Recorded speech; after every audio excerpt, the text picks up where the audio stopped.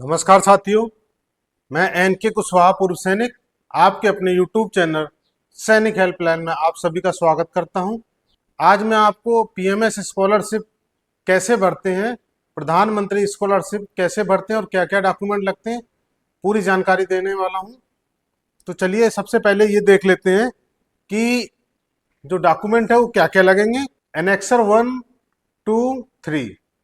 एक एनेक्सर जो होता है वो आपको अपने कॉलेज इंस्टीट्यूट जहाँ पे भी आप पढ़ाई कर रहे हैं वहाँ से साइन कराना होता है। दूसरा आपको सोल्जर बोर्ड से साइन कराना होता है। तीसरा एनेक्सर आपको बैंक से साइन कराना होता है। ये तीनों एनेक्सर आपको साइन करा के अपलोड करने होंगे। और स्टूडेंट का मार्कशीट चाहिए, 10th का और 12th का। और स्टूडेंट का आपका बैंक पासबुक चाहिए या चेकबुक। जो एक्स सर्विसमैन के डॉक्यूमेंट्स की जरूरत है वो है PPO, I card, bank passbook, email ID, mobile number. इतना तो एक्स सर्विसमैन का डॉक्यूमेंट जरूरत पड़ेगी। तो ये सारे डॉक्यूमेंट, पहले जो एक्स सर्विसमैन का डॉक्यूमेंट है वो रजिस्ट्रेशन के काम आएगा। उसके बाद फिलअप जब फॉर्म करेंगे, जब फॉर्म को फिल करेंगे तो उसमें एक्स सर्विसमैन का सिर्फ पीपीओ ही अपलोड किया जाएगा। मेल आईडी वो मेल आईडी दीजिए जो आपके मोबाइल में करंट में चल रही हो, वही आप मेल आईडी लिखें। और मेल आईडी का ध्यान रखें, अगर मेल आईडी का एक अक्षर भी गलत हो गया तो फिर आपको बहुत ज़्यादा दिक्कत हो जाएगी। तो इसलिए मेल आईडी को 2 बार कम से कम चेक कर लें कि आपने सही लिखा है, उसके बाद ही रजिस्ट्रेशन पे सबमिट पे बटन पे क्लिक करें, नहीं तो आपको बहुत ज़्यादा दिक्कत हो जाएगी। अब हम समझेंगे डेस्कटॉप के माध्यम से कि आपको कैसे रजिस्ट्रेशन करना है और कैसे फॉर्म को फिलअप करना है। जो साहिबान हमें पहली बार देख रहे हैं उन साहिबान से विशेष रिक्वेस्ट है वो लोग हमारे यूट्यूब चैनल को जरूर सब्सक्राइब करें और लोगों के साथ शेयर कर दें, जिससे कि सभी लोगों की ये जानकारी मिल जाएगी। अगर जानकारी अच्छी लगती है तो एक लाइक जरूर करिए। और एक बात और बता दें, ये जो पीएमएस स्कॉलरशिप है इसमें ऑल इंडिया बेस पे 5,500 स्टूडेंट को दिया जाता है। 2750 गर्ल्स को और 2750 बॉयज के लिए। जो गर्ल्स के लिए स्कॉलर है वो 36,000 पर ईयर है और बॉयज के लिए है वो 30,000 रुपये पर ईयर है। ये मेरिट आउट होती है, उसके बाद ही एसएस नंबर मिलता है, तभी आपका पेमेंट आएगा। चलिए ये तो बात की बात होगी। अभी हम देख लेते हैं कि रजिस्ट्रेशन कैसे करें और फॉर्म को सबमिट कैसे करें। आपका जो है 10th और 12th में मिनिमम प्रत्येक सब्जेक्ट में 50% होना चाहिए और एवरेज जो है कम से कम 60% होना चाहिए, तभी आप पीएमएस स्कॉलरशिप भर सकते हैं। तो चलिए चलते हैं डेस्कटॉप पे और देखते हैं पूरी प्रक्रिया। साथियों, आ गए हम डेस्कटॉप पे। तो अब हम सबसे पहले ये देख लेते हैं कि आपकी जो है लास्ट डेट वो क्या है। इसमें लास्ट डेट ये देखो लिखी हुई है, 1 अगस्त से ये सत्र स्टार्ट हो गया है और 31 दिसंबर तक चलेगा। पीएमएस स्कॉलरशिप आप 31 दिसंबर 2026 तक भर सकते हैं। दूसरा देख लेते हैं जो कोर्स की लिस्ट है। ये हम कोर्स की लिस्ट आपको दिखा रहे हैं। ये कोर्स की लिस्ट का लिंक मैं आपको डिस्क्रिप्शन में दे दूंगा। आप वहां से अपना कोर्स जो है डाउनलोड करके देख लेना कि आपका इसमें लिस्ट में कोर्स का नाम है या नहीं है। जब इस लिस्ट में कोर्स का नाम हो तभी आप पीएमएस स्कॉलरशिप अप्लाई करें। अगर कोर्स में लिस्ट में नाम ना हो तो आप पीएमएस स्कॉलरशिप अप्लाई ना करें, आपका रिजेक्ट हो जाएगा। अब एक बात बता देते हैं, ये तो हो गई लिस्ट। कई सज्जनों का एक सवाल होता है कि मैं 1-2 साल मैंने अपना किसी भी चीज का तैयारी किया, उसके बाद हम जो है ये प्रोफेशनल कोर्स कर रहे हैं, तो अब हम कैसे भर सकते हैं कि नहीं भर सकते? हाँ भर सकते हैं। आपको एक गैप सर्टिफिकेट बनवाना होगा बोर्ड से, तो उस वो भी लग जाता है। उसके बाद आप जो है फॉर्म पीएमएस भर सकते हैं। अब आते हैं हम मेन साइट पे। अब हम आ गए हैं मेन वेबसाइट पे और यहाँ पे हम करेंगे रजिस्ट्रेशन। अगर किसी ने पहले कभी सीए लिया है तो उनका ऑलरेडी रजिस्टर्ड है, तो वो रजिस्ट्रेशन ना करें, डायरेक्ट लॉगिन कर सकते हैं। लेकिन हमारा अभी हम आपको रजिस्ट्रेशन करके दिखाएंगे। रजिस्ट्रेशन में हमने क्लिक कर दिया। अब यहाँ ये सारा चीज भरना है। यहाँ पे जैसे एक्स सर्विसमैन है या ऑर्फन चाइल्ड है। ऑर्फन चाइल्ड का मतलब जिनके माता पिता नहीं है, वो अगर स्कॉलर भर रहे हैं तो उनके लिए ऑर्फन चाइल्ड है। अगर कोई एक्स सर्विसमैन नहीं है, उनकी जो है फैमिली अगर भर नहीं है, तो यहाँ विडो क्लिक, विडो, तो यहाँ विडो पर क्लिक करेंगे। हम एक्स सर्विसमैन है, यहाँ पे एक्स सर्विसमैन लिखेंगे। यहाँ पे अपना फर्स्ट नेम है, यहाँ पे अपना मिडिल नेम, यहाँ सर नेम। यहाँ पे आपका सर्विस नंबर, आई कार्ड आपको यस करना है, क्योंकि आई कार्ड के बगैर आपका होगा नहीं। यहाँ पे आपने आई कार्ड का बियरिंग नंबर डालना है। यहाँ पे अपना जो भी आर्मी, एयरफोर्स, नेवी जो भी है आपका, वो आप यहाँ पे भर सकते हैं। यहाँ पे अपना रैंक डालिए। यहाँ पे आपने अपना राज्य सैनिक बोर्ड डालना है। राज्य सैनिक बोर्ड मतलब स्टेट, जो भी आपका स्टेट है। यहाँ पे आपने जिला सैनिक बोर्ड डालना है। जो भी आपका जिला सैनिक बोर्ड है वो आपने इनमें से सेलेक्ट कर लेना है और अपना भर लेना है। उसके बाद आपने डेट ऑफ बर्थ यहाँ लिखना है। यहाँ आपने डेट ऑफ इनरोलमेंट लिखना है। यहाँ डेट ऑफ डिस्चार्ज लिखना है। अब यहाँ पे डेट ऑफ डेथ में जो है, अगर एक्स सर्विसमैन नहीं है, कोई उनकी फैमिली भर रही है या ऑर्फन चाइल्ड भर रहे हैं, तो यहाँ पे एक्स सर्विसमैन कब एक्सपायर हुए, यहाँ पे ब्यौरा देना है। यहाँ पे फादर नेम लिखना, एक्स सर्विसमैन यहाँ फादर नेम लिखेंगे। और जो हमारी वीर नारी हैं, वो अपने हस्बैंड का नाम यहाँ लिखेंगे, एक्स सर्विसमैन का नाम लिखेंगे। यहाँ ईमेल आईडी डालेंगे, यहाँ मोबाइल नंबर, और ये अपना एड्रेस, जो भी आपका एड्रेस डिस्चार्ज बुक में लिखा है उससे आधार पे भर लेंगे। यहाँ स्टेट अपना सेलेक्ट कर लेंगे। ये डिस्ट्रिक्ट हो गया, पिन कोड हो गया। यहाँ पे यहाँ पे अपना बैंक अकाउंट में जैसे आपका नाम है वैसे ही नाम लिखना है। यहाँ अपना बैंक सेलेक्ट करना है। अगर पीएनबी, एसबीआई के अलावा भी आपकी कोई दूसरी बैंक है तो यहाँ पे अदर करेंगे, और यहाँ पे अपना बैंक जो भी है आपका लिख देंगे। यहाँ बैंक का ब्रांच लिख देंगे। यहाँ अपना अकाउंट नंबर डालेंगे, यहाँ आईएफएससी कोड, और यहाँ पे पेंशनर है, नॉन पेंशनर है, पेंशनर पे आप क्लिक करेंगे। यहाँ बीपीओ नंबर डालेंगे और यहाँ कैप्चा भर के सबमिट कर देंगे। जैसे ही हम कैप्चा भर के सबमिट करेंगे तो आपके मेल पे, जो आपने मेल डाली है उस पे एक लिंक चला जाएगा केएसबी का। वहां पे नीचे लिखा होगा एक्टिव अकाउंट। उसके बाद नीले से बहुत सारा कुछ लिखा होगा, उसी नीले वाले को क्लिक करना है और अकाउंट को एक्टिव कर लेना है। उसके बाद फिर एक और मेल आ जाएगा आपके पास।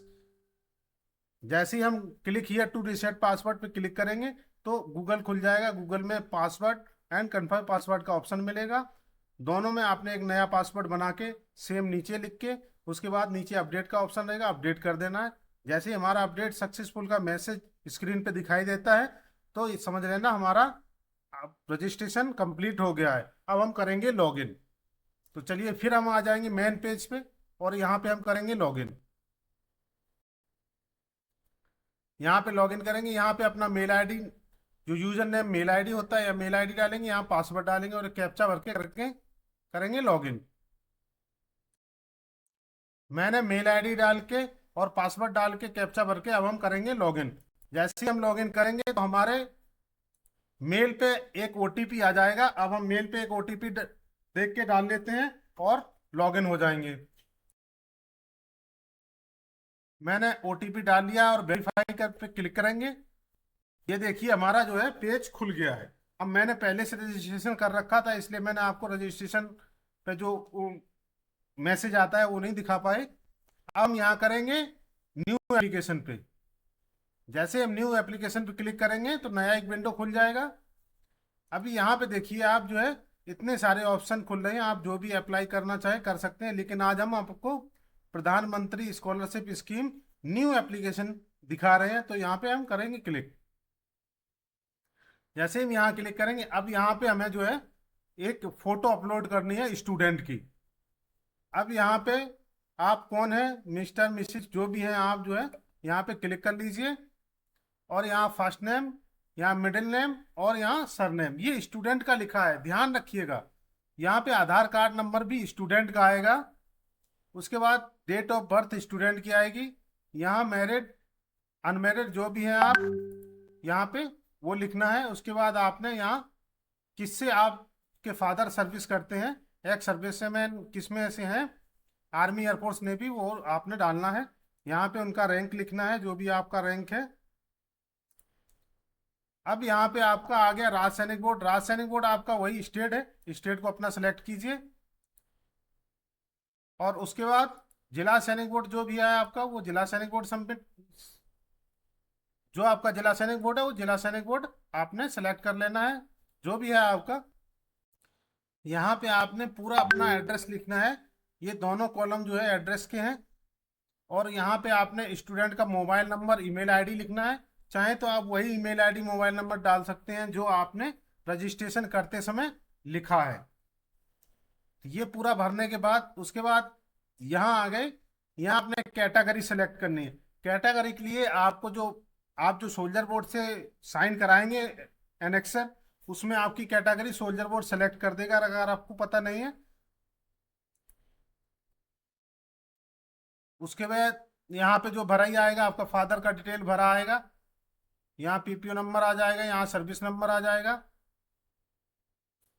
और ये आपका क्या कर रहे हैं आप, आपने अभी +2 किया है या डिप्लोमा किया है या ग्रेजुएशन किया है, तो आप, अभी ज़्यादातर लोग +2 करके ही आप फॉर्म भरेंगे, तो +2 यहाँ सेलेक्ट कर लेना है। किस साल में किया है वो आपने साल कर देना है, 2026 या 25, जब भी आपने किया है।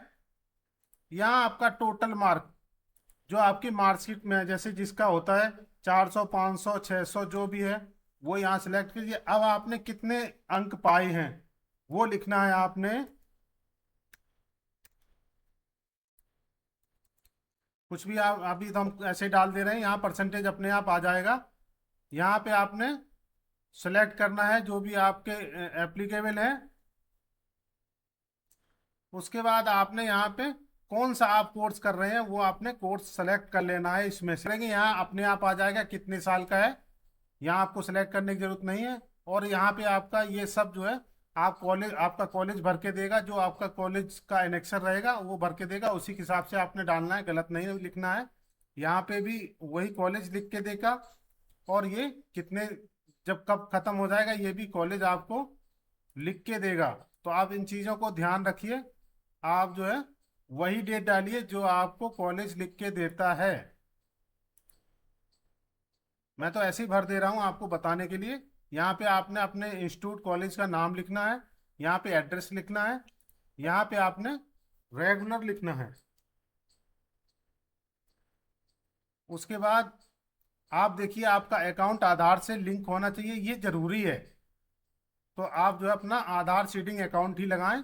यहाँ अकाउंट होल्डर का नाम, स्टूडेंट का जो आधार, जो आपके अकाउंट में नाम है, आपका कौन सा बैंक है वो बैंक सेलेक्ट करिए, ब्रांच का नेम सेलेक्ट करिए, और यहाँ पे अपना जो है अकाउंट नंबर लिखिए, यहाँ आईएफएससी कोड।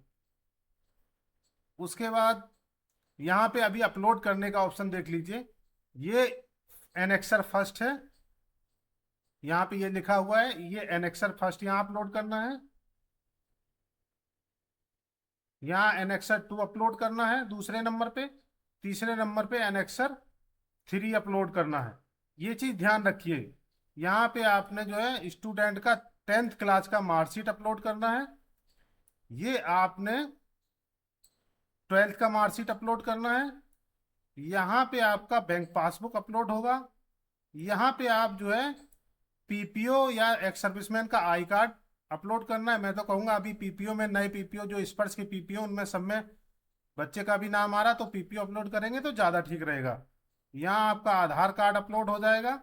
यहाँ अगर कोई बच्चा रिटायर होने के बाद जन्म लिया है तो यहाँ सेल्फ सर्टिफिकेट यहाँ लगेगा। तो ये सारी चीज़ें जो है आपने अपलोड कर देनी है। जब सब चीज़ अपलोड करने के बाद आप इसको सेव कर लेंगे। सेव करने के बाद एक बार फिर रीचेक कर लेंगे। रीचेक करने के बाद जब हमारा बिल्कुल सही है तो यहाँ सेव एंड फॉरवर्ड कर देंगे। जैसे ही सेव एंड फॉरवर्ड करेंगे तो आपको प्रिंट का ऑप्शन मिल जाएगा। हम दिखा देते हैं दूसरे एप्लीकेशन में। ये हमारा पहले का एप्लीकेशन है, इसको मैं दिखा रहा हूँ इसलिए कि आपको समझ में आ जाए कि प्रिंट, ऐसे प्रिंट का, जैसे हम सेव एंड फॉरवर्ड करेंगे तो ये प्रिंट का ऑप्शन आ जाएगा। यहाँ जैसे ही प्रिंट प्रिंट पे क्लिक करेंगे तो यहाँ पूरा फॉर्म फिर से खुल जाएगा और एक ऑप्शन आ जाएगा। अब अभी ये देखिए प्रिंट का ऑप्शन आ गया है, ये हमारा पीडीएफ बन के आ गया है।